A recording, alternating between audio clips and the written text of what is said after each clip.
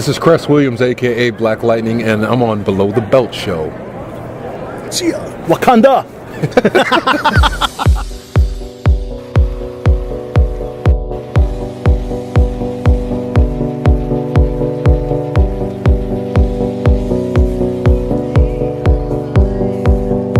Hi, I'm Ali Dash, and I'm here with actress and voice actress Janet Varney. Here with us today. Thank you so much. Oh my gosh, Allie, I'm delighted to be here. I don't know why I acted surprised when you said that I was an actress and a voice actress. I acted like those were two pieces of news to me that I wasn't aware of, but what a wonderful surprise. I guess those are things. What did I black out on the rest of my career? No, but thanks for having me. It's great being here. Thank you. Congratulations on all of the success with The Legend of Korra. What was it like being on the show, and what was your favorite part of voicing Korra, and did you connect with her a lot?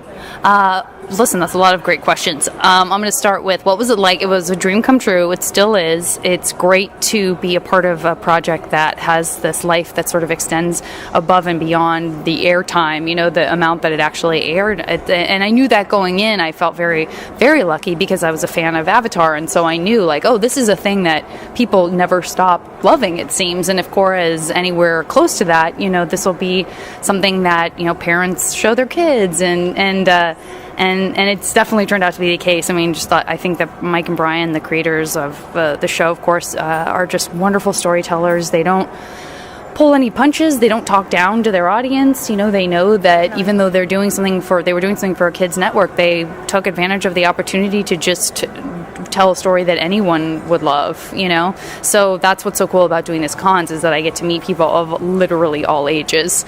And so it's a great opportunity to connect with people. And I did really connect, speaking of connect, with Korra from the very beginning. I remember when I saw an image of what she looked like, I was like, oh, I'll never get this. she's beautiful. She's well, listen, you should, if they were live casting, you could play Korra or Asami, but, I was like, she's so strong, and she's, and then when I read the script, and I was like, oh, she, is defensive when she doesn't need to be, and she's sarcastic, and she's kind of, she hides her fear behind, bravado, and she's flawed. Then I was like, maybe I stand a chance.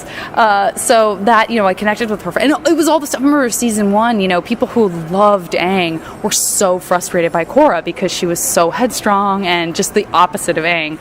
And I was like, dudes, I don't know what to tell you. That's one of the things I love about her. Not because it doesn't drive me crazy. It does. But because that, to me, makes her more relatable, and almost the rest of it, I don't want to say attainable because we're not quite to the place yet where we can bend elements as humans. But there's something about that's very powerful to me. I prefer, heroes who are flawed. Yeah. I agree 100%. That's amazing. One of the things I love about Korra is that she's powerful, but also, has her flaws and is relatable. So that's amazing. And then I love how widespread the fandom is, like you said. I love that, kids can watch it, but then parents and grown-ups can watch it, and I love that. So has there been, what has been any encounters with fans that have really stood out, where the show had affected them very personally and deeply? This sounds like a brag. It's totally not. Again, this is all credit goes to Mike and Brian and Nickelodeon and just, the staff of writers and animators for really making the show sing, but being kind of an ambassador for the show for people like, Dante Bosco and people like me who do a lot of cons. We sort of stand in for all those people around us, who can't be here. But anyway, to go back to the bragging part, I feel like that happens every con multiple times because the story is so intense and deep, and seasons 3 and 4 are so profound and scary, and there's just a lot that the show dealt with that people have had personal experience with. And so having people tell me that they came out to their parents through watching Korra, or having PTSD and watch it, or PTS. Some people like to take off the D. I do, because disorder feels to me, it's a syndrome. It's not a disorder. There's nothing wrong about having stress after you have a traumatic incident. So I'll say PTS. But, people who have PTS and feeling like they weren't alone, and feeling like, oh, this isn't something that I have to be ashamed of. I'm seeing this depicted in a show I already loved, and some people found it that way. Someone would say, hey, you should check this show out. I know what you've been going through. So to me, that's just, it's like, it really is food for the soul, and that's one of the reasons that once you start doing cons, it's really hard to stop, because I would love to be like, oh, it's just selfless or whatever, but it feels so good to take that in and have people say, hey, we're part of this community that is more than just entertaining. It's like helping people know who they are and feel good about who they are on multiple levels, I actually just recently watched the episode you were in of How I Met Your Mother a couple weeks ago. What was your experience working with the cast and being on the show? That was another great show where, sometimes when you do guest stars on stuff, you're very aware that it's this very tight-knit family, and they're great people, but they can be very insular, or they have, they're used to being on a show forever, and they have people coming in and out. That was another show where I came in and they made me feel like I had joined the cast, and I was there for a week, and I still felt like just so included. Neil and I became really good friends, and made a show called Neil's Puppet Dreams together. That's like us with Henson Company puppets, and is still one of my favorite people to date. So if that gives you any indication of like what a warm set that was, it was made bass, and so he wrote that into the script after I got cast. He was like, I think I'm going to turn you into a bass player, and I was like, huh? Okay. So yeah, that was cool.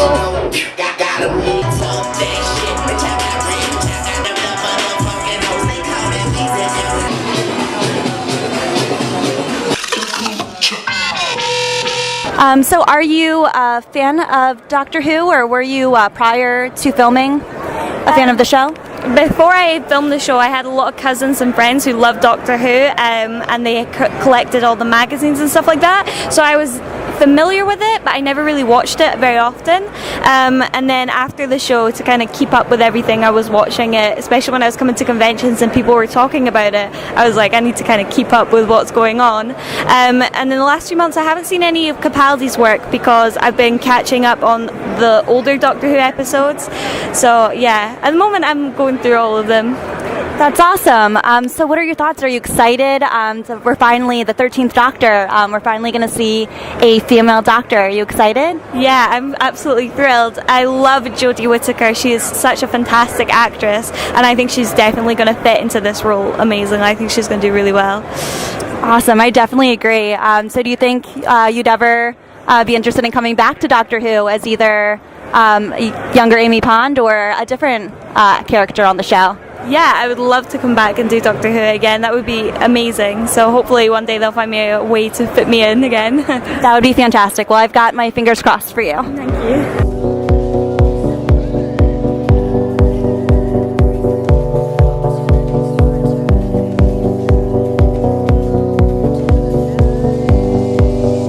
Al Sotto here at AwesomeCon 2018 with actor extraordinaire Dan Franco, representing Maryland, and of course, screenwriter extraordinaire Jamie Nash. Good to have you here at AwesomeCon. You guys having a good time? Absolutely. So we just saw an amazing screening of The Night Watchman, which, again, guys, fantastic film. Thank you. Fantastic film. Now, is it still labeled an independent film? Because I really felt big budget when I was watching this film. It is absolutely an independent film. Yeah. It's definitely not a big budget, even though it does look like it. And so we had a great DP, Amanda Trey's, that came in from California, and the thing looks amazing. Wow. So. And the special effects, my gosh. Fantastic special effects. How did you go about getting the special effects team involved? Yeah, they got a guy, R.J. Hattie from Face Off, the show Face Off. He was in season 1 or 2, and he's a great guy. And he came on board, and he came up with all those clown designs and all that stuff. Yeah, clowns are really the hot thing right now. Did you have that in mind when writing the script with it and of course American Horror Story, and then of course vampires are also really crazy right now. So it's funny. We wrote this script originally maybe 5 or 6 years ago, so way before the clown craze, the current clown craze. Yeah. I mean, there were always things like killer clowns from outer space and things like that, but we just kind of lucked into the right timing. I guess it was in the zeitgeist. Everybody went clowns all of a sudden, Yeah. So. So you guys, you've worked closely with Eduardo Sanchez over the years. Yeah. What's the latest project you and him have coming up? Oh, well, it's funny. We have, with the same group, we have something called Sinkhole 2, if it ever gets made. It's kind of like an airplane kind of horror comedy. It's really wacky. It doesn't have the green light yet, but that's hopefully, maybe one day. Maybe one day we'll get there. He's doing a lot of TV these days. So that's basically I saw that he's doing a lot of TV. It's so cool. Yeah, he does all kinds of fun stuff. Yeah. So Dan, you're an actor film, but you're also one of the producers of the film, right? I'm not. Oh, you're not a producer. No, Dan DeLuca was a producer. Okay. Dan, Fantastic. Ken, I'm just an actor on this one. What can you tell us about a sequel? Because it alluded to a sequel possibly. I can tell you we are talking about a sequel. Dan DeLuca has been working on a script for a sequel and with Jamie and the way it ends definitely sets up for the continued adventures of the Night Watchman and Blimpo. This so exciting. So obviously we're at AwesomeCon and everybody is all about the fandom. What would you say is your favorite fandom out of everything? I'm a giant Star Wars guy, so nice. I was downstairs checking out all the Star Wars cosplay and the costumes from the last Jedi. They have the thing down there. Yeah. What about you, James? What's your favorite fandom? I hate to say, but it's Star Wars also. Okay. I'll give Star Trek a close second. Okay. No, I am a big Star Trek guy. I bought a bunch of Star Trek T-shirts today to take home. So. But we have been walking around all day looking for Charisma Carpenter from Buffy. Yeah. So. that's my sole mission. If she's here, I want to find her. Yeah, she's awesome. Fantastic. I mean, Buffy celebrated their 21st, I think, anniversary, and there's rumors about coming back. Yeah. So would you be excited to see Buffy back? Yeah. As long as Joss Whedon is writing involved, it, right. I would hope that somehow Sarah Michelle Gellar and at least Nicholas Brendon are involved. But nice. So. Fantastic. Well, of course, The Night Watchman, Amazon Prime, right? Amazon Prime. Nice. That's the place to You go. can watch it right now if you have a membership. That is fantastic. And we look forward to your next project with Eduardo. Yeah, hopefully. Hopefully I'll be able to say something soon about whatever it is. Guys, an amazing interview with Dan Franco, Jamie Nash. Guys, AwesomeCon 2018. More to come. Al Soto here with actor extraordinaire Cress Williams, Black Lightning himself, here at AwesomeCon 2018. Cress, are you excited to be here at AwesomeCon? I am. It's my first kind of real con. It's my first time being at a table, and so it's really cool. I'm having a good time, and I can't wait for tomorrow. I mean, I got to say, congratulations on Black Lightning. That must be awesome, especially black superheroes coming to the forefront with Black Panther. Yeah. Can we say the same thing about Black Lightning, of getting African-American actors to the forefront and being superheroes as well? Oh, for sure. And I think, even more so because, as great as, and I took my whole family to see Black Panther, and great as it is, and I know there's going to be sequels to come, this is something special because it's in people's living rooms. And it's every week, for years to come. And so I'm really excited to see what's the end result 10 years from now, the effect that it's had on our culture and our society. Absolutely. Yeah. Now you're part of the Arrowverse, which means you could cross over with The Flash and Supergirl, Legends of Tomorrow. Who are you looking forward to working with the most? You know what? Well, Supergirl will be fun because I love Kryptonians. That whole thing. There you go. But it'll be interesting to see. I'm really excited about our whole kind of superhero family developing and becoming like our own little Justice League. So. That's going to be dope for sure. Tell us a little bit about the casting process of how you ultimately got cast in that amazing role as Black Lightning. Yeah, it was interesting. I mean, it was kind of traditional. Like, I was aware that they were writing a script, and I've always wanted to play a superhero, and so I was just kind of like, okay, I want to see what this is like, and I'd like to get a shot.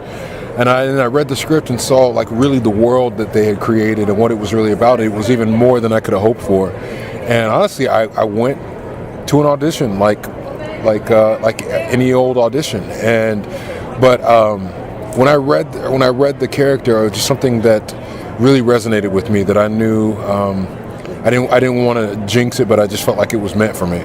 And after that audition, very quickly after that, I went to my final callback, and then about a week later, they said, "Job is yours." And and apparently behind the scenes, it was kind of already meant to be. So, yeah. Now, like the other CW shows, they shoot in Vancouver, British Columbia. How do you like shooting up north in Canada? Well, we actually shoot in Atlanta. Oh, well, okay, there you go. We're the lone show in Atlanta right now, and it's been a blast. I love Vancouver. I've shot there before, but kind of the world and city and everything that we've created in our show, Atlanta really lends itself for it.